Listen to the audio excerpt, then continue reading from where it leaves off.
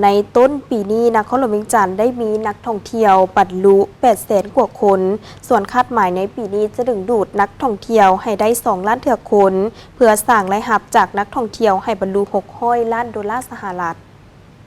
ใน 4 เดือนต้นปี 2026 นี้ได้มีนักท่องเที่ยวเข้ามาเที่ยวชมนครหลวงเวียงจันทร์สูงถึง 800,000 กว่าคน ซึ่งส่วนใหญ่เป็นนักท่องเที่ยวต่างประเทศกว่าเอาถึง 90 ส่วนห้อย หรือ 700,000 กว่าคน ในนี้สำหรับ 3 แหล่งท่องเที่ยวทางวัฒนธรรมบูรณสถานของนครหลวงเวียงจันทร์คือพระธาตุหลวง วัดศรีสะเกษและหอพระแก้วแม้นสามารถต้อนรับแขกเข้าชมได้ถึง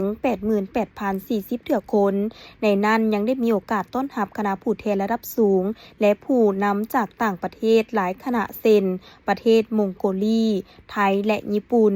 ปัจจุบันแผนกวัฒนธรรมและการท่องเที่ยวนครหลวงเวียงจันทร์ได้กำหนดแผนการอย่างมีระบบเพื่อกักเกี่ยมติดตั้งระบบขายปีแบบทันสมัยโดยนำใช้ระบบยิงบาร์โค้ดเข้าในการบริการอยู่แหล่งท่องเที่ยวพร้อมทั้งติดตั้งกล้องวงจรปิดเพื่อเพิ่มความปลอดภัยและขึ้นแผนจัดฝึกอบรมพนักงานนำเที่ยวพื้นที่สุทธิซีในเดือนมิถุนา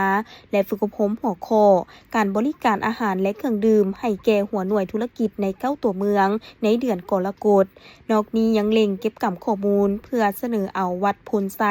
เข้ารับรองเป็นมรดกแห่งชาติระดับท้องถิ่นพร้อมทั้งลงแก้ไขปัญหาการบุกรุกขอบเขตกำแพงเมืองบู่ฮานชั้น 3อยู่เมืองหาดไซฟอง